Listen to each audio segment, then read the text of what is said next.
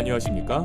2020년 도서관 길위의 인문학 사업 담당자 워크숍 안전교육에 대해 안내해드리겠습니다. 코로나 바이러스 감염증 19 집단시설 및 다중이용시설 대응 안내입니다. 코로나 바이러스 감염증 19 예방을 위해 사전 방역 및 정부 대응 지침 준수에 적극 동참 바랍니다. 자세한 내용은 전염병 예방, 소방 및 재난안전교육에서 확인해 보실 수 있습니다. 다음으로 코로나 바이러스 감염증 19 관련 다중이용시설 대응 기본 방침에 대해 말씀드리겠습니다. 다중이용시설의 관리자는 코로나 바이러스 감염증 19 관리 체계 구성 및 유관기관 협조 체계를 구성해야 합니다. 또한 시설 종사자, 시설 이용자, 기타 방문객을 위한 위생관리를 철저하게 하고 관련 물품인 손소독제와 마스크를 지원하여야 합니다. 시설 내에서 코로나 바이러스 감염증 19 환자 발생 시 즉시 관할 보건소에 신고하고 추가 환자 발생을 차단하기 위해 필요한 조치를 시행하여야 합니다. 다음으로 코로나 바이러스 감염증 19 대응 조치 사항에 대해서 말씀드리겠습니다. 시설 관리자와 시도, 시군구 보건소 및 의료기관과 같은 유관기관 간 비상 연락 체계를 유지하고 상황 발생 시 즉시 대응해야 합니다. 시설 조직 내 코로나 바이러스 감염증 19 증상 신고 접수 담당자를 지정하여 시설 종사자, 시설 이용객 및 기타 방문객 중 증상자의 신고 접수를 수행해야 합니다. 또한 시설 종사자 코로나 바이러스 감염증 19 질병 정보 및 감염 예방 수칙, 행동 요령을 교육해야 합니다. 다음으로 감염 예방을 위한 관리에 대해 말씀드리겠습니다. 감염 관리를 위한 전담 직원을 지정, 배치해야 합니다. 프로그램 참가자 출입 시 사전 위생 확인 등 전담 직원을 배치하여 관리 책임성을 부여하고 시설 종사자 등은 마스크 착용, 손 씻기와 같은 개인 위생을 준수한 후 이용자 출입을 안내해야 합니다. 또한 시설 관리자의 판단에 따라 시설 종사자 등에 대한 1일 2회 발열 또는 호흡기 증상을 확인해야 합니다. 프로그램 참가자의 관내 출입 시 입장 시간, 체온, 해외여행 이력 등의 정보를 확보하여 감염 예방을 위한 관리를 철저하게 해야 하고 발열 또는 호흡기 증상이 나타나는 직원 또는 이용자는 프로그램 참가 및 관내 출입을 금지하고 타인과의 접촉 및 외출을 자제하며 선별 진료소를 우선 방문하여 진료를 받아야 합니다. 또한 시설 이용자, 시설 종사자 및 기타 방문객을 대상으로 위생 수칙을 교육하고 홍보해야 합니다. 이용자에 대하여 발열 또는 호흡기 증상, 코로나19 관련 여행력이 있는 경우 이용이 제한될 수 있음을 고지하고 주요 장소에 안내합니다. 손 씻기, 기침 예절 등 코로나 바이러스 감염증 19 예방을 위한 예방 수칙 등 각종 홍보물을 시설 내 주요 장소에 비치해 놓고 시설 이용자 간 2m의 거리의 공간을 확보하여 띠와 앉기 등의 자리 배치를 실시해야 합니다. 감염 예방을 위한 위생 관리로는 시설 내 화장실의 개수대, 손 세척제와 손 소독제, 휴지 등을 충분히 비치하고 시설 내 주요 공간 청소 및 소독을 강화합니다. 마스크와 체온계, 손 소독제 등 감염 예방을 위한 필수 물품을 시설 내 비치하고 격리 공간을 확보하도록 해야 합니다. 생활 속 거리두기 5가지 핵심 수칙에 대해 말씀드리겠습니다. 첫 번째로 아프면 3-4일 집에 머물기.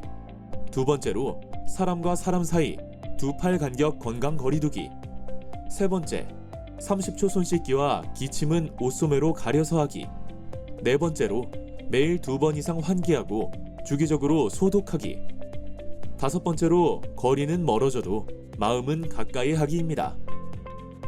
앞서 말씀드린 첫 번째 수칙, 아프면 3-4일 집에서 쉬기는 열이 나거나 기침, 가래, 근육통, 코막힘 등 호흡기 증상이 있으면 집에 머물러 3-4일간 집에서 쉬어야 합니다. 증상이 있으면 주변 사람과 만나는 것을 최대한 삼가하고 집안에 사람이 있으면 마스크를 쓰고 생활합니다. 특히나 고령자나 기저질 환자가 있다면 대화나 식사 등 접촉을 최대한 자제하는 것이 좋습니다. 휴식 후 증상이 없어진다면 일상에 복귀하고 휴식 중 38도 이상 고열이 지속되거나 증상이 심해지면 콜센터 1339, 지역번호 120번에 문의하거나 보건소에 문의합니다. 병원 또는 약국에 가거나 생필품을 사기 위해 어쩔 수 없이 외출을 해야 할 때에는 꼭 마스크를 쓰고 기업이나 사업주 등은 증상이 있는 사람이 출근하지 않게끔 또는 집으로 돌아가 쉴 수 있도록 해야 합니다. 두 번째 수칙으로 사람과 사람 사이에는 두 팔 간격으로 충분한 간격 두기입니다. 환기가 안 되는 밀폐된 공간 또는 사람이 많이 모이는 곳은 되도록 가지 않습니다. 일상생활에서 사람과 사람 사이에 2m의 거리, 아무리 좁아도 1m 이상의 거리를 두고 다른 사람과 충분한 거리를 유지할 수 있도록 자리를 배치합니다. 많은 사람들이 모여야 할 경우 2m 간격을 유지할 수 있는 공간을 확보하거나 모이는 시간을 서로 다르게 합니다. 만나는 사람과 악수 혹은 포옹을 하지 않도록 합니다. 세 번째 수칙으로 손을 자주 꼼꼼히 씻고 기침할 때 옷소매로 가리기입니다. 식사 전후로, 화장실 이용 후, 외출 후, 코를 풀거나 기침 또는 재채기를 한 후에는 흐르는 물과 손 세정제로 30초 이상 손을 씻어주거나 손 소독제를 이용해 손을 깨끗하게 해줍니다. 씻지 않은 손으로 눈, 코, 입을 만지지 않으며 개인과 공용 장소에서는 쉽게 손을 씻을 수 있는 세수대와 비누를 마련하거나 곳곳에 손 소독제를 비치하여 줍니다. 기침이나 재채기를 할 때에는 휴지와 손수건 혹은 옷소매 안쪽으로 입을 가립니다. 발열, 기침, 가래, 근육통, 코막힘 등의 증상이 있거나 몸이 안 좋다고 생각이 되면 다른 이들을 위해 빠르게 마스크를 착용합니다. 네 번째 수칙으로 매일 2번 이상 환기하고 주기적으로 소독하기입니다. 자연 환기가 가능한 경우에 창문을 상시 열어두고 상시 열지 못하는 경우는 매일 2회 이상 주기적으로 환기합니다. 가정과 사무실 등 일상적 공간은 항상 깨끗하게 청소하고 손이 자주 닿는 곳은 주 1회 이상 소독합니다. 공공장소 등 다수가 오가는 공간은 손이 자주 닿는 곳과 공용 물건을 매일 소독해주고 소독을 할 때 소독제, 차 염소산 나트륨에 따라 제조사의 권고사항을 준수하여 안전하게 사용합니다. 마지막으로 5번째 수칙인 거리는 멀어져도 마음은 가까이는 모이지 않더라도 가족, 가까운 사람들과 자주 연락하는 등 마음으로 함께할 기회를 만듭니다.